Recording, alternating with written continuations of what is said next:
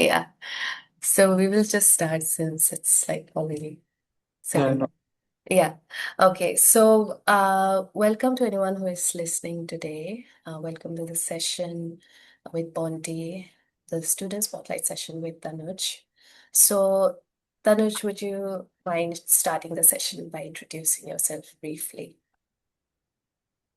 absolutely. I'm Tanuj Samadar. I hail from Rangia, which is a town nestled in the district of Kamrup in Assam. So currently, I'm based out of Delhi. I'm pursuing my bachelor's in Kirorimal College, Delhi University. So I'm an artist, uh, and I have received the Pradhan Mantri Bal Puraskar in 2021 from the President of India. I am also a recipient of the Karamveer Chakra Award. I was also nominated for the International Children's Peace Prize.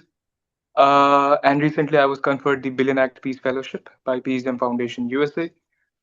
On the social front, I'm also associated with Beyond the Classroom, which is a non-profit based in Delhi, and we are working with different orphanages and childcare centers to improve access to education. We have also collaborated with Udayan Childcare Center in Delhi, and we're also working with the local administration of Dholpur village in Rajasthan.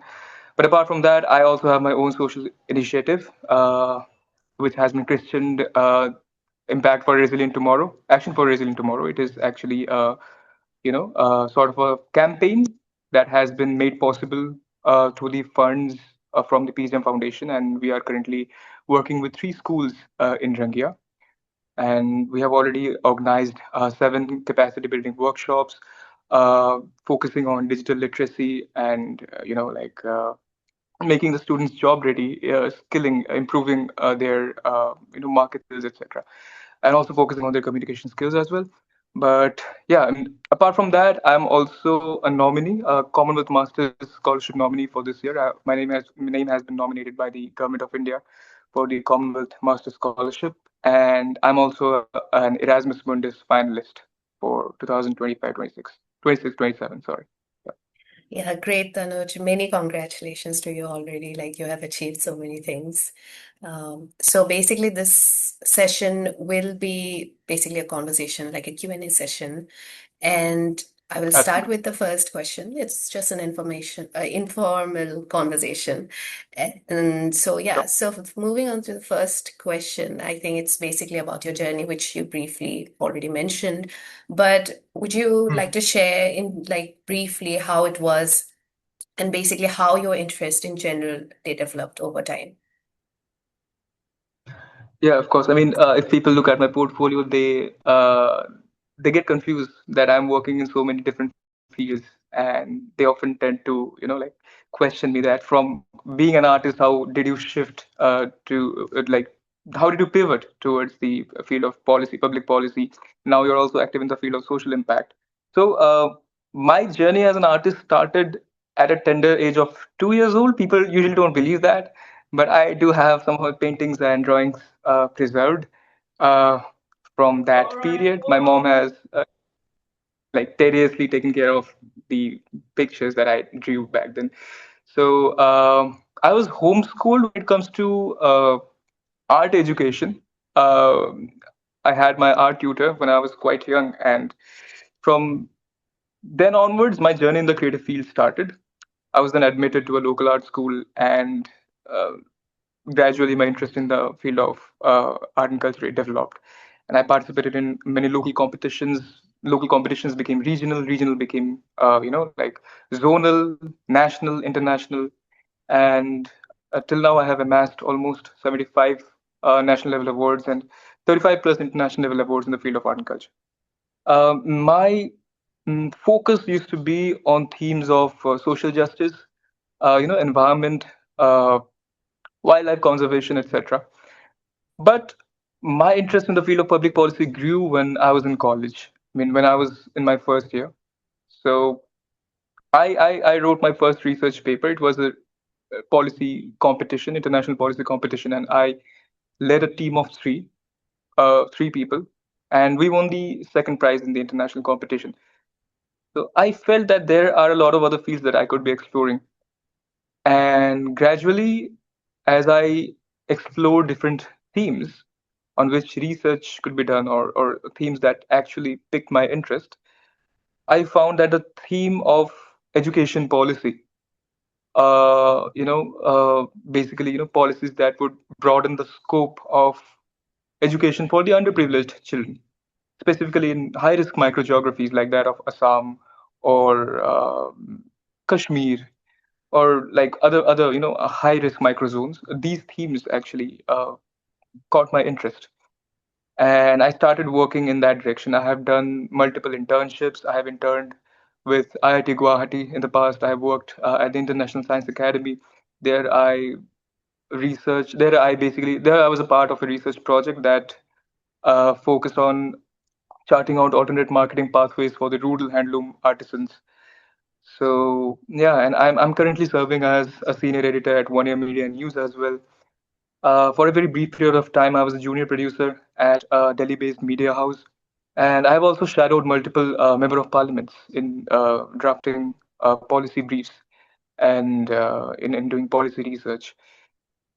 And now I wish to, improve the scope of education in my hometown, in my home district, I would say, Kamrup.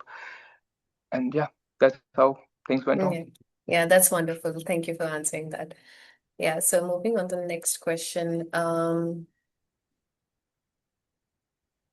So it's again regarding your journey, obviously. So at what point, obviously not exactly when, but when do you think you'll gain Hmm. clarity, and when did you decide basically this is something you want to pursue? Like regarding your Uh, academic in general. when it comes to academics, I would say that my journey in college is phenomenal. Like when it comes to academics, of course, it has been quite profound.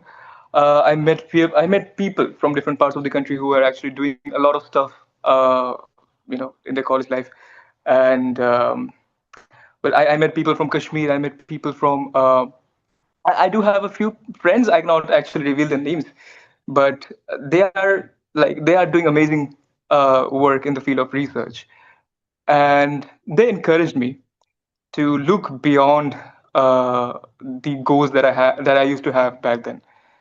So I aspired to be a civil servant since the very beginning.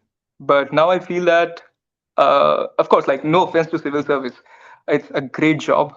But I feel that being a civil servant, you usually remain bound to a certain geography. You usually remain bound to a certain territory. Of course, there are scopes of going abroad and like making more change, like driving more impact. But I feel that as a policy enthusiast and as a policy maker, I would be able to work across domains, work at the macro level and micro level as well. So yeah, in my second year, I met a few professors who told me that yeah, civil service is good. Like, of course, that's fine. You can be a civil servant. You have that caliber, but we would suggest you to look beyond that. So my journey started by filling out the roads application form in July, and I was quite unsure and I was in doubt regarding my selection, but I got selected for the preliminary interview stage, and I was, I was overjoyed because I didn't expect to be selected for the Rhodes Scholarship, which is arguably the most prestigious scholarship in the world.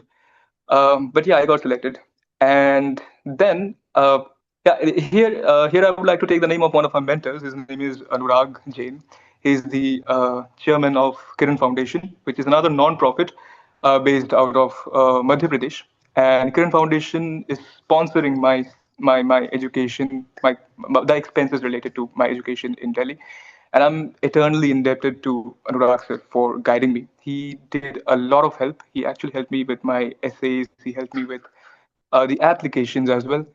So with his help, with the help from my professors, I filled out the Commonwealth application in October with little expectations. I did not expect to be even selected for the preliminary evaluation stages, but lo and behold, in January I received a mail from a representative of the Ministry of Education, and I got selected. Like I got nominated out of thousands of applications. So that would always remain a key moment in my journey, academics journey, something that I would be really proud of till my last breath. That I got nominated for the Commonwealth Master's Scholarship, and I'm among the 39 people whose names have been sent to the Commonwealth Scholarship Commission. You have been a Commonwealth scholar, of course. You have been through that journey. So I just wish to walk in your footsteps.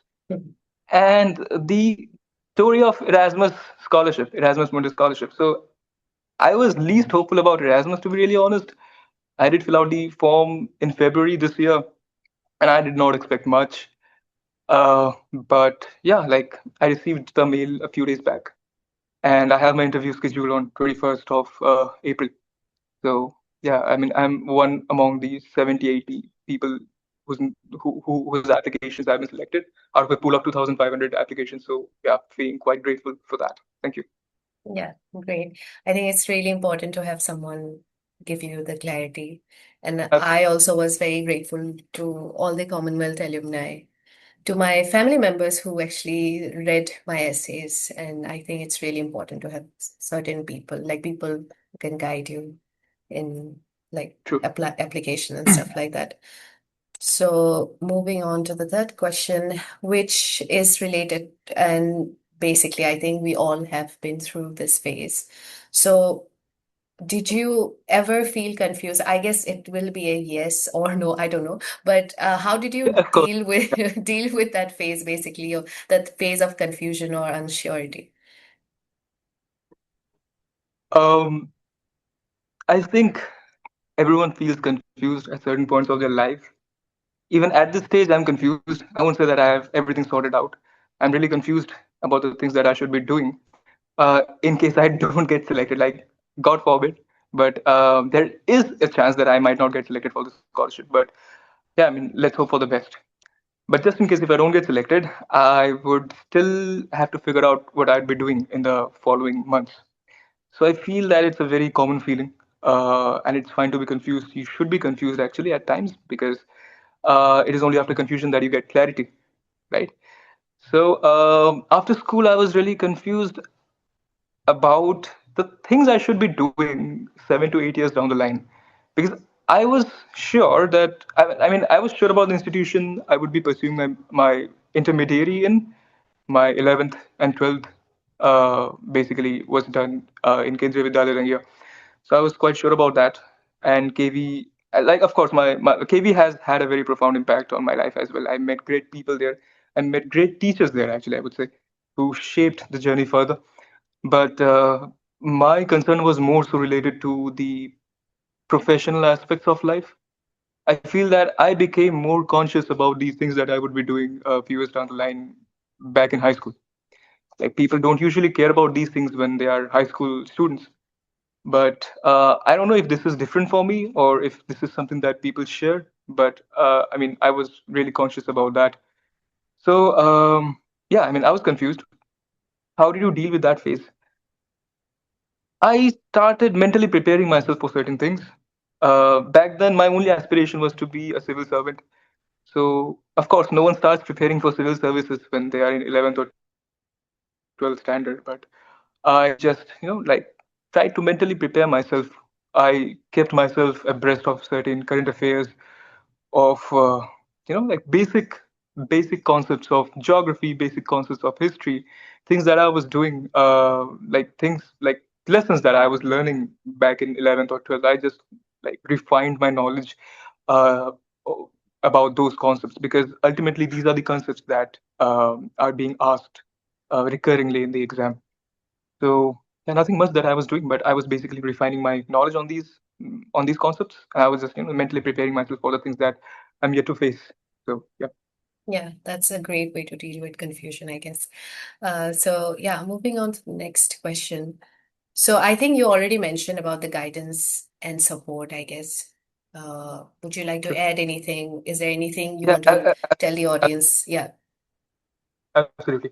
So my mom surely takes the spot here. She has been a constant support for me in every stage of my life, and like giving her the credit would be an understatement because credit is not something that she deserves. She deserves more than that.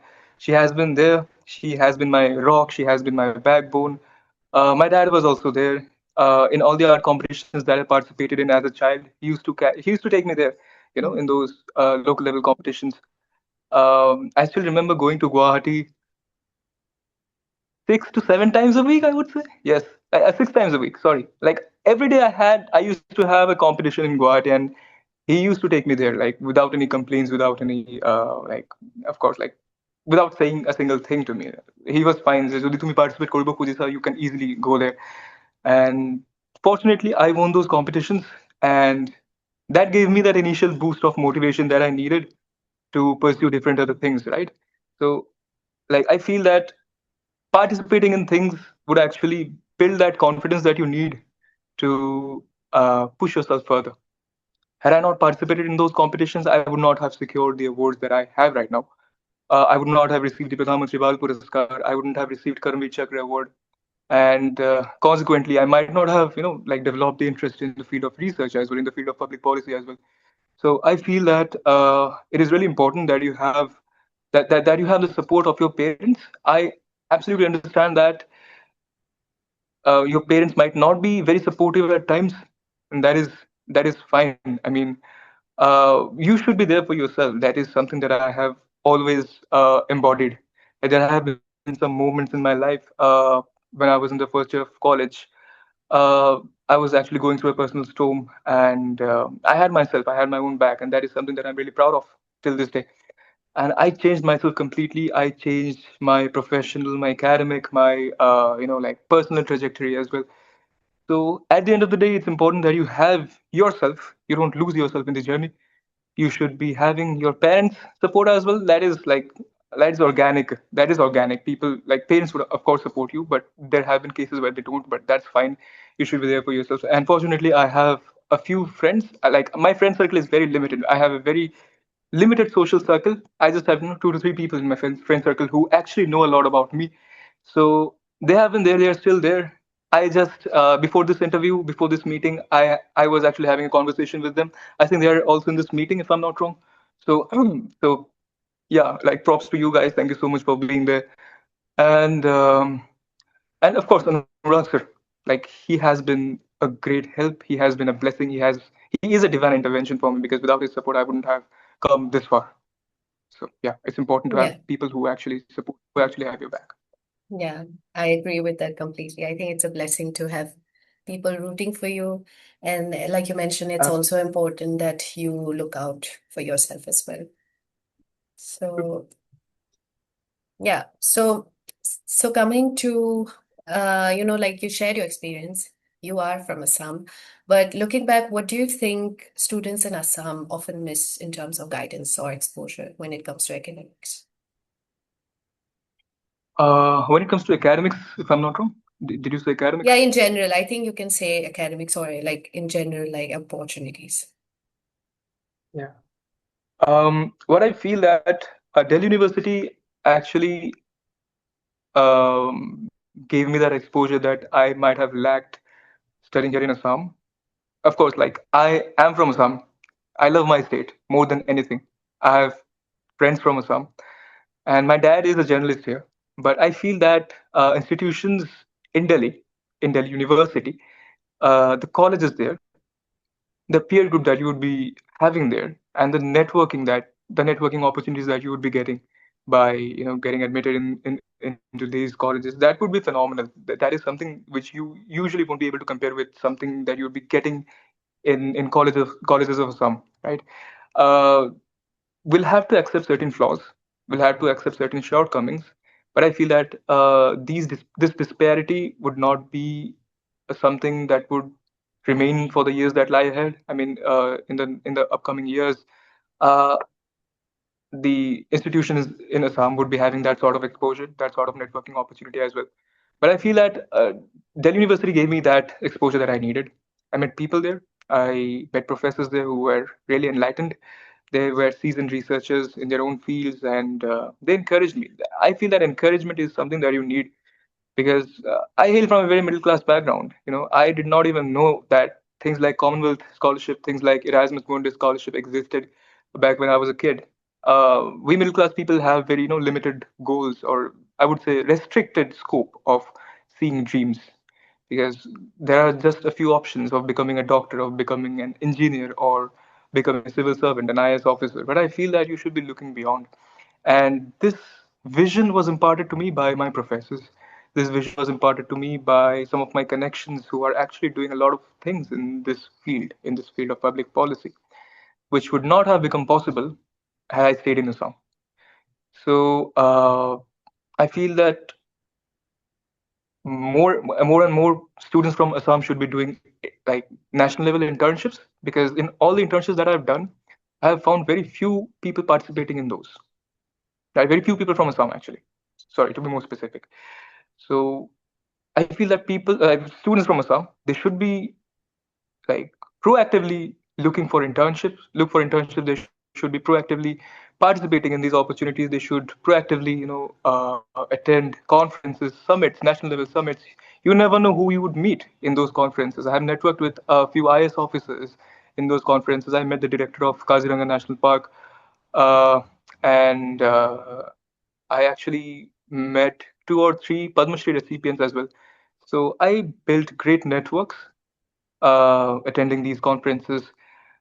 And one of my peers, she motivated me to become a part of Youngo, which is a constituent unit of UNFCCC. And back in 2024, I was a member of Youngo. I'm still a member of Youngo, but last year I had this opportunity of going abroad. I mean, I went to Abu Dhabi to represent India in the World Conservation Congress. So that was a great moment, I would say. I got to meet a lot of people. I met the president of IUCN. I met the president of my uh, commission of IUCN. I'm an IUCN commission member as well.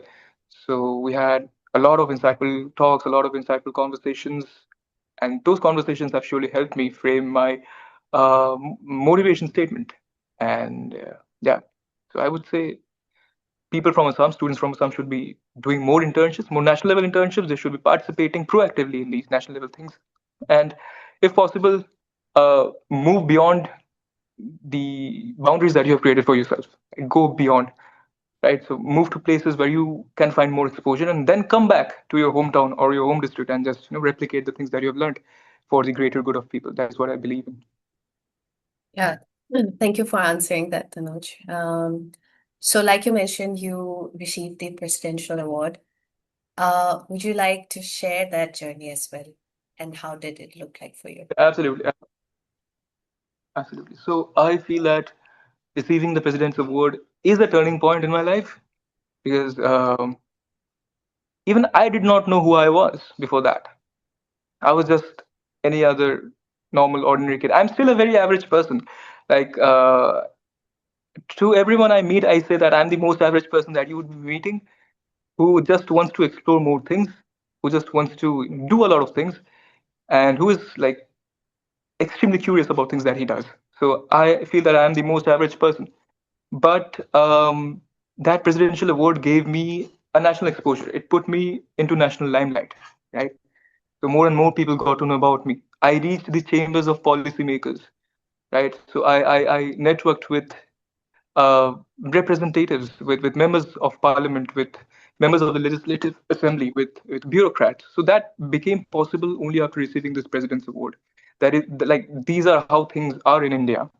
So once you get into the national limelight, people would actually like acknowledge what you say. So presidents, the Pradhan Mantri Bal Puraskar actually catapulted me into that limelight. And from then onwards, I had to look back.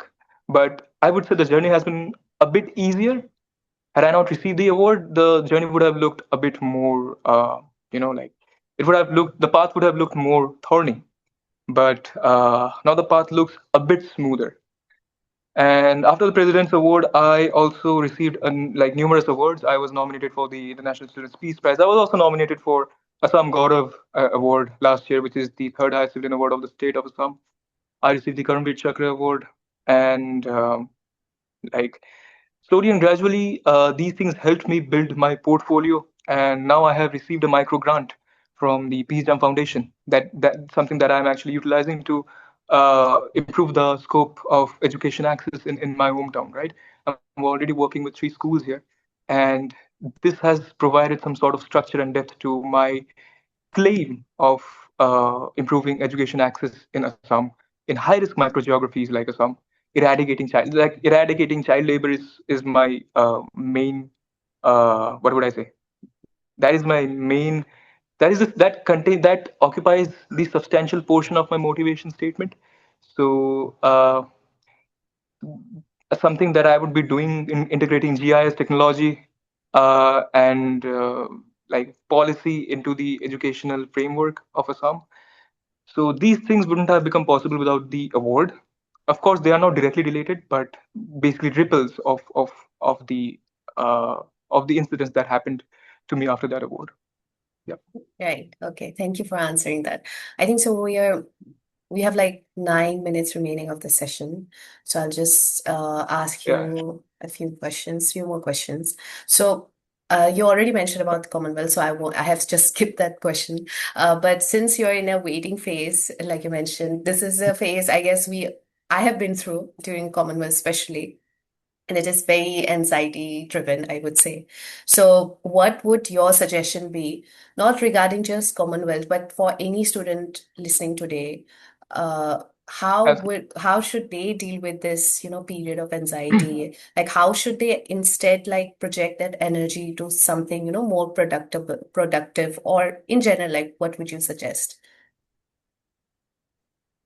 See, I feel that certain things are not in your control. So this is something that you suggested me when we had a conversation. So thanks to you. I know that the result is not in my control. I don't know what the CSE, how the CSE would be evaluating my application and what would be the consequences. I mean, what would be the result? But all we can do is hope for the best. I know it's very common to be anxious. I'm anxious right now. Of course, I am. I'm more so anxious about my interview on 21st, because there have been cases where I messed up my interviews. Uh, so yeah, I mean, I feel that during the waiting stage, there's nothing much that you can do. So all you can do is just wait. Um, but it's important that you take some steps to secure certain backup alternatives or backup options just in case if you don't get the scholarship. So in my case, I have also applied to different institutions. Um, I applied to the Young India Fellowship of Ashoka University. So I just hope that I get in, just in case if I don't get selected for the scholarship. So yeah, I mean that's it would be an understatement if I say that it is a backup option because Young India Fellowship is truly it would provide me that incubatory ground to scale up my initiative. So it is not a backup option as such. I would be really happy to be a part of the cohort this year. But I feel that you should be having some backup options. Like this was just an example that I took, but it's important that you have some backup options. Just work on those things. And if you are actually waiting out this phase, apply to different other institutions you are hopeful of getting in, or if you are already having some social impact initiative, just work on that. Expand that so that you could help more people and at the same time build your own portfolio. That is what I feel is important. Yeah, I think that's a wonderful suggestion. I guess with me as well, I think I was involved with some kind of work to keep myself busy because it's very draining at especially because you already put so much energy and effort into the application phase already. You are already drained, and then yeah, and then yeah, I actually didn't check the nomination list. Like for you, you are aware of the list that came up. I had Mhm. given up. I was like, I won't go to the website and check. And I guess it helped me, although I know it sounds a bit dumb, but yeah, I did I mean, receive an email. Yeah. another Yeah. absolutely. Another suggestion that I would like to give to people is please stop running AI audits of the outcomes of getting the scholarship. That is something that I have done, and that has miserably failed me because I also applied to the Commonwealth Shared Scholarship, and Gemini was telling me that I have a 85% chance of getting in. So I was like, oh my god, fantastic! I'm going to the UK anyhow, but I did not get nominated. So yeah, I mean, it's important that you do not rely on AI for these things because these things are very situational, and the evaluators, they are human beings, they are not AI, so they would be looking at your application from a very human perspective. So it's important that you don't run these things. I also have a few nominees. I'm in touch with a few nominees of the master scholarship, and they are doing these things. They are running AI audits. I think I like AI, my advice yeah. to them would be please stop doing this thing, man. This is according to actually. Yeah, AI is not designed to make us feel bad. I guess Uh, they will always cheer us Absolutely on, irrespective of what we are doing in true. life. So I guess True. it's not a good idea to do that, like you suggested. So yeah. So is there True. anything else you want to add? We have 4 minutes. So is there anything else you want to Yeah, tell the I mean, listeners today? Yeah. I feel that uh, I just want this initiative of yours to grow a lot because Thank you. there's another campaign called Project Edu Access. I guess if you are if you are quite active in the field of scholarships, then you have surely heard of it. I want Bonti to be the next, like not to be the next Project Edu Access of Assam, but something in that line. Like I want this initiative to grow bigger because we have very few people from Assam. Even aware, like even getting to know about these scholarships. They don't even know about these scholarships. Even I didn't know about this scholarship, right? So I just got to know about it in my in my fourth sem. So fortunately, I got to know about it, and now I'm like a nominee. So not many people know about these scholarships, and there are multiple internal scholarships as well of institutions like Oxford, Cambridge, UCL. So it's important that you do your due research, and at the same time it's important that you connect with organizations like Bunti, you connect with organizations like Project Edu Access, you connect with organizations like the Application Lab. So yeah, so Yeah, it's thank you important. for Thank you. suggesting that. Yeah, make sure you connect with Bonti. But yeah, thank you for sharing. Absolutely. Yeah, it was lovely talking to you, Tanuj. Thank you for doing this. And My all the pleasure. My best to pleasure. you. I'm sure something will work out for you and you'll do great irrespectively. And yeah, thank you for anyone listening today. And we will end this session. Yeah. Thank you. Bye bye. So bye. Take care.